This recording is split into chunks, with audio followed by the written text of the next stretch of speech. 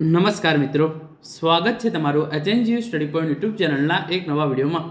સરકારી પ્રાથમિક શાળાઓમાં શાળા સહાયકની જે ભરતી કરવામાં આવી છે જે અંગે ખૂબ જ મોટા સમાચાર જે છે એ સામે આવી રહ્યા છે.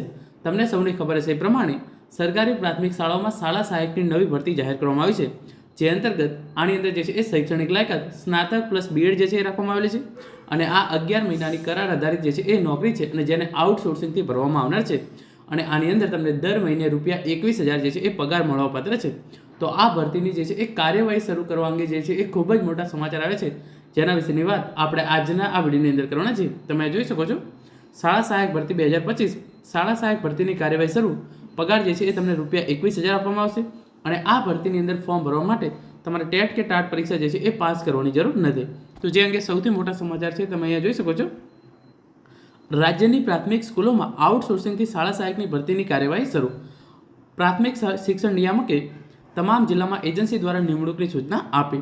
તો આની અંદર જે છે એ સરકાર દ્વારા જે છે એ કોઈપણ પ્રકારની ભરતી પ્રક્રિયા કરવાની નથી. તમામ જિલ્લાઓની અંદર જે છે એ એજન્સી નિમી અને આઉટસોર્સિંગથી શાળા સહાયકની જે છે એ ભરતી કરવામાં આવનાર છે. આ ભરતી કેવી રીતે કરવામાં આવશે એના અંગેની તમામ ઇન્ફોર્મેશન જે છે અહીંયા આપવામાં આવેલી છે. તમે જોઈ લો એક પછી એક. રાજ્યની સરકારી પ્રાથમિક સ્કૂલોમાં આઉટસોર્સિંગથી શાળા સહાયકની નિમણૂક કરવા માટે પ્રાથમિક શિક્ષણ નિયામક દ્વારા જિલ્લાઓને પરિપત્ર કરે છે. શિક્ષણ વિભાગ દ્વારા ફેબ્રુઆરીમાં આ અંગેનો ઠરાવ કર્યા બાદ હવે પ્રાથમિક શિક્ષણ નિયામકની કચેરી નક્કી કરેલી એજન્સી મારફતે શાળા સહાયકની નિમણૂક કરવા માટે સૂચના આપે છે. તો પ્રાથમિક શિક્ષણ નિયામકની કચેરી જે પણ એજન્સી નક્કી કરે એના દ્વારા જે છે એ શાળા સહાયકની ભરતી કરવામાં આવશે. જેથી હવે આગામી દિવસોમાં સરકારી સ્કૂલોમાં 11 માસના કરાર આધારિત શાળા સહાયકની નિમણૂક કરવામાં આવશે. તો હવે જે પણ એજન્સી તમારા જિલ્લાની પ્રાથમિક શિક્ષણ નિયામક જે હોય એ નક્કી કરે એના દ્વારા જે છે એ આગામી દિવસોમાં સરકારી સ્કૂલોમાં 11 માસના કરાર આધારિત શાળા સહાયકની નિમણૂક કરવામાં આવશે.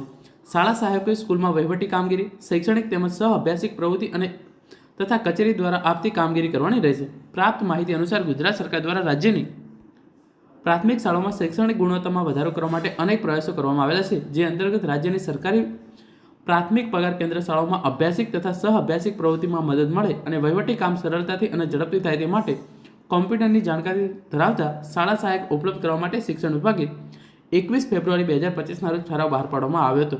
આઉટસોર્સિંગથી શાળા સહાયકની નિમણૂક માટે નિયામક પ્રાથમિક શિક્ષણ દ્વારા ઝોન વાઇઝ કે જિલ્લા વાઇઝ એજન્સી નક્કી કરવાની કાર્યવાહી અંગે કરવાની કાર્યપદ્ધતિ અંગે સૂચના આપવાની રહેશે, તે મુજબની જોગવાઈ કરવામાં આવેલી છે. તો નિયામક પ્રાથમિક શિક્ષણ દ્વારા જે છે એ ઝોન વાઇઝ કે જિલ્લા વાઇઝ જે છે એ એજન્સી નક્કી કરવામાં આવશે અને એના દ્વારા જે છે એ જે તે જિલ્લાની અંદર અથવા તો જે તે ઝોનની અંદર જે છે એ ભરતી કરવામાં આવશે.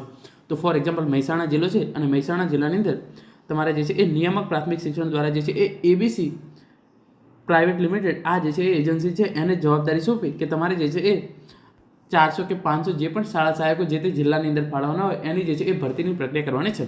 તો શાળા સહાયક ભરતીની તમામ પ્રક્રિયા જે છે એ એબીસી પ્રાઇવેટ લિમિટેડ આ એજન્સી છે એના દ્વારા કરવામાં આવશે. તો તમારે ઇન્ફોર્મેશન લેવી પડશે કે તમારા જિલ્લાની અંદર કઈ એજન્સીને આ કામગીરી સોંપવામાં આવી છે અને એ પ્રમાણે તમારે જે છે એ ફોર્મ ભરવાનું રહેશે. આ જોગવાઈના અનુસંધાને જિલ્લા શિક્ષણ સમિતિ અને નગર શિક્ષણ સમિતિ હસ્તકની સરકારી પગાર કેન્દ્ર શાળાઓમાં શાળા સહાયક ઉપલબ્ધ કરવા માટે જે તે જિલ્લાના કલેક્ટર, જિલ્લા વિકાસ અધિકારી દ્વારા માન્ય કરવામાં આવેલી એજન્સી મારફતે શિક્ષણ વિભાગના ઠરાવની તમામ જોગવાઈનું પાલન કરી લાયકાત ધરાવતા શાળા સહાયક આઉટસોર્સિંગથી મળવાની કાર્યવાહી કરવા માટે પ્રાથમિક શિક્ષણ નિયામક દ્વારા પરિપત્ર કરવામાં આવે છે. તો તમારા જિલ્લાના કલેક્ટર અથવા તો જિલ્લા વિકાસ અધિકારી દ્વારા જે પણ એજન્સીને માન્યતા આપવામાં આવે એના દ્વારા જે છે એ શિક્ષણ વિભાગ દ્વારા જે છે એ આ ઠરાવ કરવામાં આવે છે. એ અંતર્ગત શાળા સહાયકની તમામ લાયકાત ધરાવતા ઉમેદવારોની જે છે એ શાળા સહાયક માટે જે છે એ પસંદગી કરવામાં આવશે અને આ 11 મહિનાની જે છે એ કરાર આધારિત નોકરી રહેશે અને આની અંદર જે છે એ તમારો કરાર રાજ્ય સરકાર સાથે નહીં થાય, પરંતુ જે એજન્સી તમારી નિમણૂક કરશે એના સાથે જે છે એ તમારે કરાર કરવાનો રહેશે. એટલે કે આની જે છે એ સરકારનું સીધી રીતે આની અંદર કોઈ પણ પ્રકારનો હસ્તક્ષેપ રહેશે નહીં. આ તમામ ભરતી પ્રક્રિયા જે છે એ આઉટસોર્સિંગથી કરવામાં આવશે. પછી હવે જેના પગલે આગામી દિવસોમાં જે તે જિલ્લાઓમાં શિક્ષણ સહાયકની નિમણૂક માટે કાર્યવાહી હાથ પર લેવામાં આવશે તેમ સૂત્રોએ જણાવ્યું છે. નોંધનીય છે કે રાજ્યની 300 કે તેથી વધુ સંખ્યા ધરાવતી મોટી શાળાઓમાં કમ્પ્યુટરની જાણકારી ધરાવતા શાળા સહાયક ઉપલબ્ધ કરવા માટેનું આયોજન કરાયું હતું. તો હવે આગામી દિવસોની અંદર શિક્ષણ સહાયકની છે એ જે આ શાળા સહાયક છે એની નિમણૂક માટે જે છે એ કાર્યવાહી હાથ ધરવામાં આવશે તેમ સૂત્રો દ્વારા જે છે એ જાણવા મળ્યું છે. ઇન શોર્ટ, હવે આગામી દિવસોની અંદર તમારા જિલ્લા કલેક્ટર અથવા તો જે જિલ્લા શિક્ષણ અધિકારી હોય એમના દ્વારા જે છે એ કોઈ પણ એક એજન્સી નક્કી કરવામાં આવશે અને એના દ્વારા જે છે એ આ તમામ ભરતી પ્રક્રિયા હાથ ધરવામાં આવશે. તો મિત્રો આ હતો આજનો આ વિડીયો, જેની અંદર આપણે સરકારી પ્રાથમિક શાળાઓમાં આઉટસોર્સિંગથી શાળા સહાયકની ભરતી પ્રક્રિયા શરૂ થઈ છે એના વિશેની વાત કરી છે. આશા રાખું છું આજનો આ વિડીયો જે છે તમને ચોક્કસથી ઉપયોગી થશે. Thank you so much for watching.